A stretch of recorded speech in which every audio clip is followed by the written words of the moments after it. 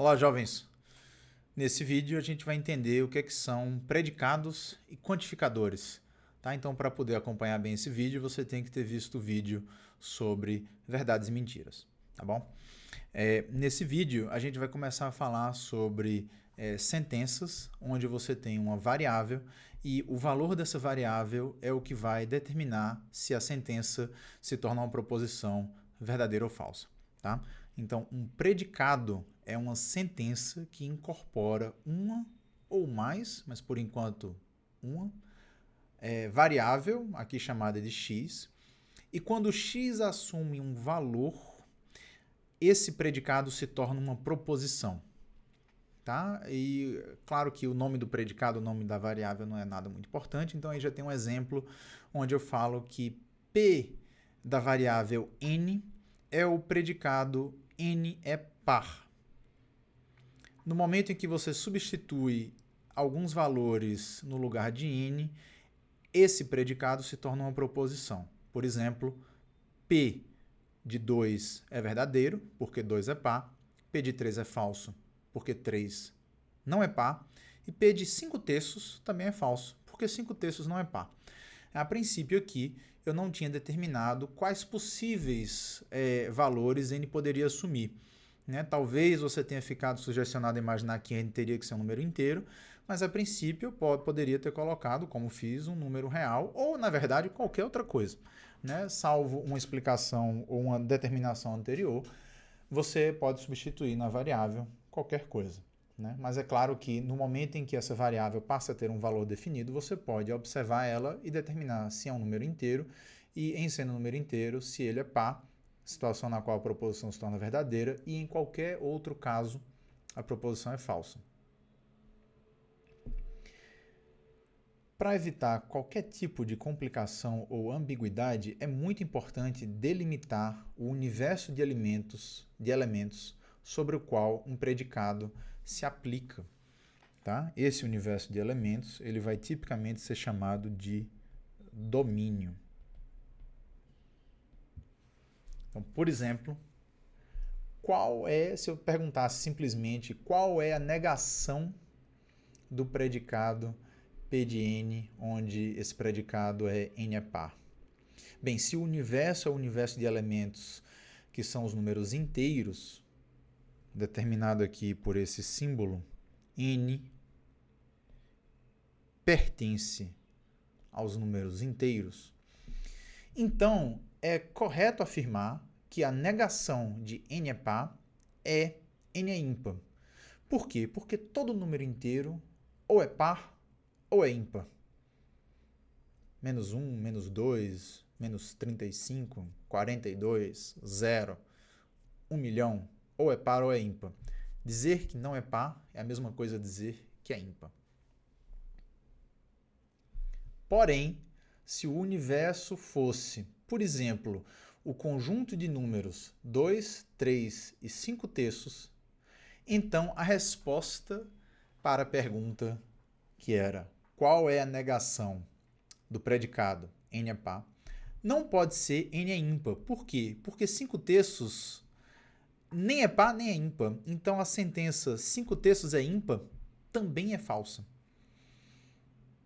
Neste caso, a resposta válida poderia simplesmente ser a negação do predicado n é par. Neste universo de números, simplesmente dizer n não é par. Está correto. É uma resposta certa, uma resposta segura. Quase sempre ela vai se aplicar de maneira infalível. Então você pode até utilizá-la por padrão. Mas esse exemplo ele serve para a gente tomar cuidado. Muitas vezes a negação de um predicado depende do conjunto. 5/3, né, quando você nega uma proposição, ela tem que se tornar, e ela é falsa, ela tem que se tornar verdadeira. 5/3 é par, é falsa. 5/3 é ímpar, também é falsa. Então, uma não pode ser a negação da outra. Tá bom? Vamos botar a mão na massa. Então, considere esse universo dos números que vão de 1 até 10. Quais são as negações dos seguintes predicados?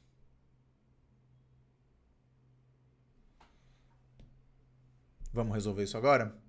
Então, o primeiro é fácil. Neste universo, dizer que x é maior que 5 é essencialmente dizer que para esses valores você terá uma proposição verdadeira e para os demais você terá uma proposição falsa. O predicado que inverte essa observação é simplesmente o predicado x menor ou igual a 5. X menor ou igual a 5 é um predicado que será verdadeiro para os 5 primeiros números e falso para os demais. O predicado x igual a 8, ele é verdadeiro precisamente quando x é 8, falso caso contrário. A negação desse predicado, ela pode ser obviamente escrita de muitas formas, mas a mais econômica e simples dela é dizer que x é diferente de 8. Isso aqui vai ser verdadeiro para todos os números, menos para 8, e vai ser falso para 8. Ela tem um valor de verdade, um estado de verdade invertido de x igual a 8. Vamos agora fazer um exemplo um pouquinho menos óbvio, que é o exemplo da letra C. A letra C fala que x é maior do que 2 e x é menor do que 7. Então, a princípio, eu estou procurando na letra C, tá? Aqueles números, a letra C é verdadeira precisamente quando o número satisfaz ambas essas cláusulas. E elas vão ser obtidas para 3, 4, 5 e 6. Esses são os números que são, ao mesmo tempo, maiores que 2 e menores que 7. Se a gente quiser inverter, a gente gostaria de escrever aqui alguma coisa que vai ser verdadeira para 1 e 2 e verdadeira para 7, 8, 9 e 10. E falsa para 3, 4, 5 e 6. E aí? Certamente 1 e 2 vão satisfazer x menor ou igual a 2. 7, 8, 9 e 10 não vão satisfazer isso. Então, a gente tem que colocar aqui uma disjunção com algo que será satisfeito para 7, 8, 9 e 10, que é x maior ou igual a 7. Então, aqui não só a gente está aprendendo a calcular a negação de um predicado dentro de um universo, como a gente já está vendo um exemplo da aplicação de uma das leis de De Morgan, né? Então, nos materiais de leitura, vocês vão ver um pouco sobre, né, operações e leis e proposições, sobre proposições e predicados, etc. E uma delas chama, né, uma dessas proposições se chamam as leis de De Morgan, essa é uma delas. É muito útil, é algo que talvez vocês já tenham visto antes, talvez vocês já tenham inferido naturalmente pela lógica, não é muito difícil você se convencer que isso é verdadeiro, mas é algo que vocês podem demonstrar, tá? Demonstrar de forma formal, utilizando tabelas da verdade. O que você pode fazer? Você pode escrever a tabela de verdade para a proposição P e Q, você pode negar e você pode verificar que isso vai ser igual a negação de P e negação de Q. Tá? Então, isso é algo que você pode, de fato, demonstrar escrevendo uma tabela da verdade. Eu recomendo que vocês façam isso como exercício, logo agora, depois de ver o vídeo, mas depois vocês vão ver isso de maneira mais detalhada nos materiais de leitura. O quarto predicado que aparece aí, a letra D, x ao quadrado pertence a D. Tá? Então, isso é um predicado que você pode avaliar esses números que estão aqui. Você pode se perguntar para quais deles isso daqui é verdadeiro. X ao quadrado pertence a D, vai ser verdadeiro quando x é 1, 2 ou 3. 1 ao quadrado é 1, está em D. 2 ao quadrado é 4, está em D. 3 ao quadrado é 9, está em D. A partir de 4, quando você fizer o quadrado, ele já está fora. Então, é claro que se você quiser, você pode escrever a negação x² não pertence a D, mas essa não é a única maneira. Nesse caso, nesse universo, uma possível resposta para essa pergunta pode ser x maior do que 3. X maior do que 3 também está descrevendo precisamente o conjunto de números em D em que x² pertence a D é uma proposição falsa. Então, espero que esse quarto exemplo tenha deixado bem claro que há maneiras diferentes de se escrever a negação de predicados, e essas maneiras elas sempre vão estar, de certa forma, influenciadas pelo conjunto, pelo domínio. Tá? Se o domínio aqui, por exemplo, fosse os números naturais, é claro que essa resposta estaria correta, mas essa daqui estaria falsa. Tá bom?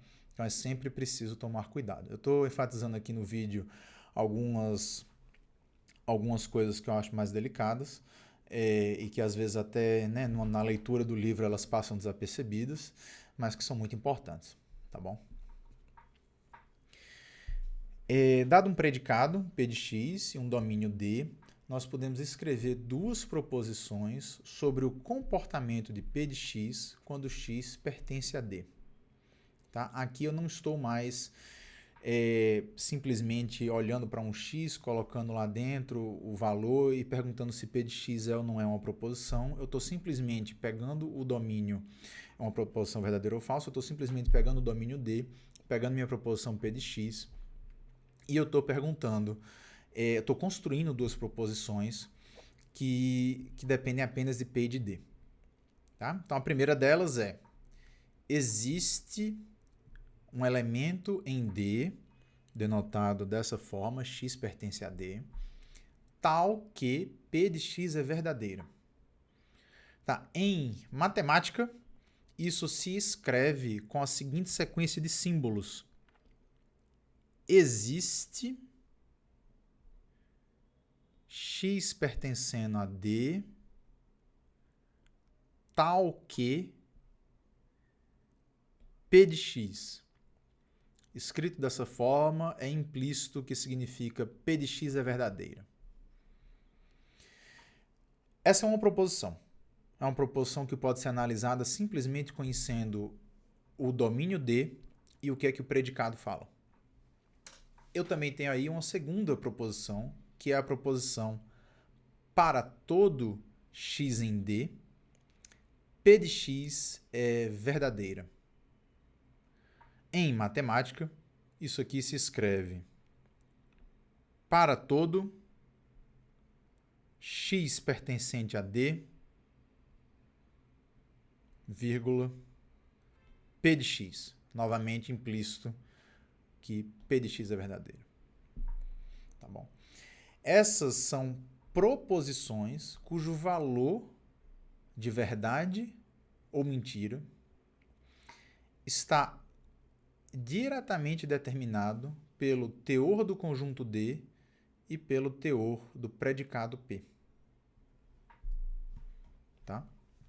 Então, essas são chamadas de proposições quantificadas. E esses símbolos existe e para todo são chamados de quantificadores. Tá? Então, é muito importante que vocês comecem a entender o que é que são quantificadores e proposições quantificadas, porque isso vai ser bem importante nessa primeira parte do nosso curso. Então, aí tem um exemplo, onde eu tenho um domínio D definido, de 1 até 10. Eu tenho um predicado, que é o predicado P de x igual a x maior que 2 e x menor que 7.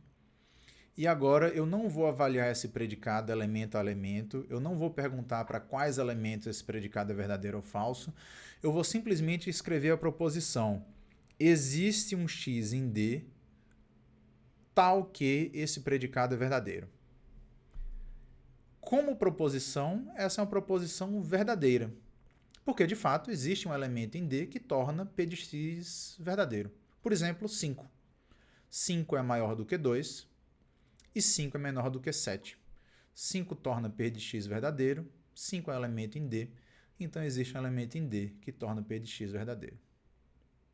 Note que a proposição existe x em D tal que a negação de P de x é verdadeira, também é uma proposição verdadeira. Porque, de fato, existe um elemento em D onde P de x é falsa. 1. 1 é um elemento que ele não é maior do que 2. Se ele não é maior do que 2, essa conjunção não é verdadeira. 1 é um elemento que é menor ou igual a 2 ou maior ou igual a 7. De fato, ele é menor ou igual a 2. Tá bom?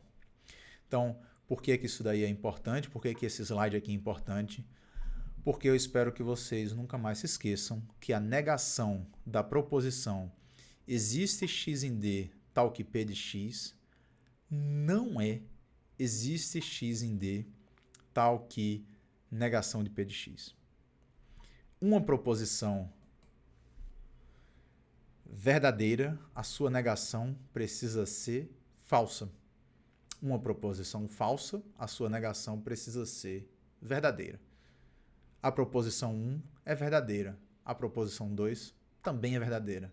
Elas não podem ser a negação uma da outra. Eu espero que isso tenha ficado claro, porque esse é um erro muito comum e é muito importante que desde já vocês já tenham o cuidado de não cometê-lo. Tá bom? Bem, se a negação da proposição existe x em D tal que P de x não é existe x em D tal que negação de P de x, então qual que é a negação dessa proposição? Qual é a proposição que terá o seu estado de verdade exatamente oposto a esta, independente da escolha do domínio ou do teor do predicado? A resposta já está aí.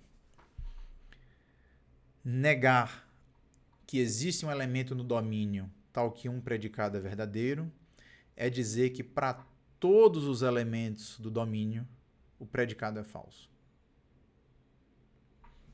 Tá? Então, se você voltar agora no slide anterior, você vai ver que se eu tivesse falado que para todo x em D isso daqui não acontece, isso daqui seria falso, exatamente como eu esperava, porque essa é uma proposição verdadeira e a sua negação precisa ser falsa.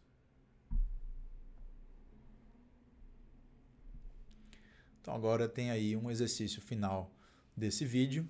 Eu tenho dois domínios, o domínio D1, 1, 2, 3, 4, o domínio D2, 5, 6, 7, 8. Eu tenho duas proposições, proposição P1, x é par ou x maior que 5. Proposição P2, x é ímpar e x menor que 4. E o exercício é essas proposições, a letra A e letra B, são verdadeiras ou falsas? E qual que é a sua negação?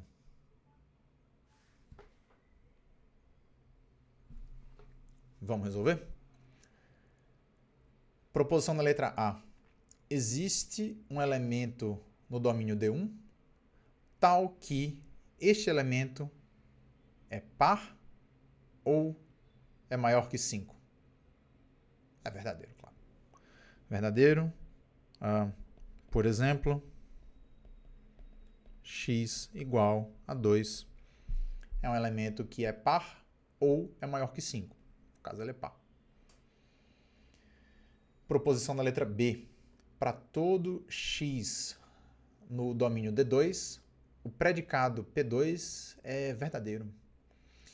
Então, eu preciso analisar 5, 6, 7, 8 e eu preciso verificar se todos eles satisfazem o predicado que fala que eles são ímpar e, ao mesmo tempo, menor que 4. Claramente falso. Né? Nenhum deles, na verdade, satisfaz esse predicado. Certamente não é verdade que todos satisfazem. Falso.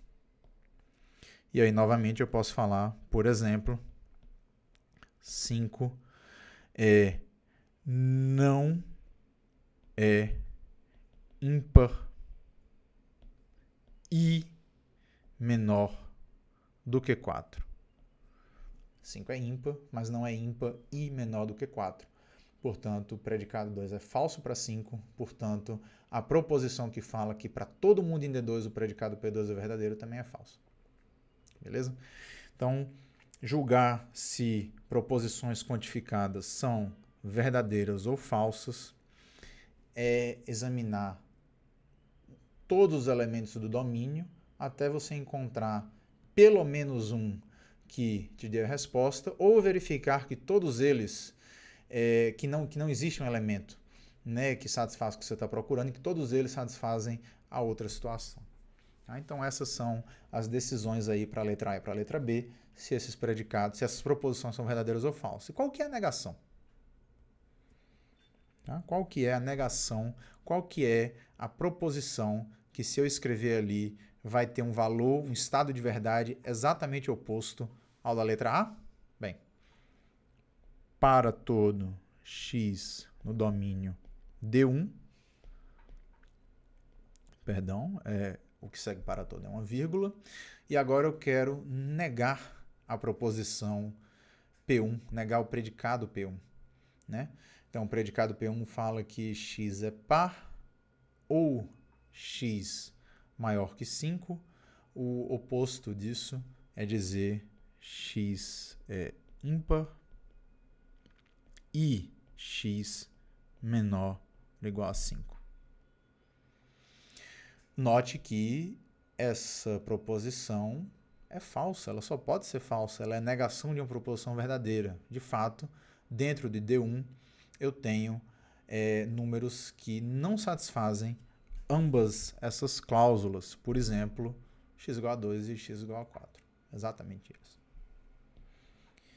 E agora, a gente vai escrever uma proposição que é a negação da letra B e que, portanto, a gente já sabe que ela terá que ser uma proposição verdadeira. E aí? Se para todo x em D2, P2 de x, negar isso é dizer o quê? É dizer que tem pelo menos um elemento em D2 tal que negação de P2 de x, ou seja, x é par ou x maior igual a 4. E de fato existe um elemento em D2 que vai satisfazer isso. Esse elemento é exatamente o elemento que a gente pode ter utilizado para verificar a falsidade dela. O contra-exemplo lá que a gente utilizou para verificar a falsidade é um elemento que vai satisfazer essa condição daqui. 5 é par ou 5 é maior ou igual a 4. De fato, 5 é maior ou igual a 4. Portanto, a disjunção é verdadeira e, portanto, essa proposição quantificada é verdadeira, uma vez que 5 pertence ao conjunto D2 e satisfaz o predicado em seguida. Tá bom? Então, isso termina o nosso vídeo sobre predicados e quantificadores. A gente vai voltar a falar de quantificadores. As coisas podem ficar um pouquinho mais complicadas daqui a pouco, mas por enquanto já é suficiente para vocês fazerem alguns exercícios. Até já!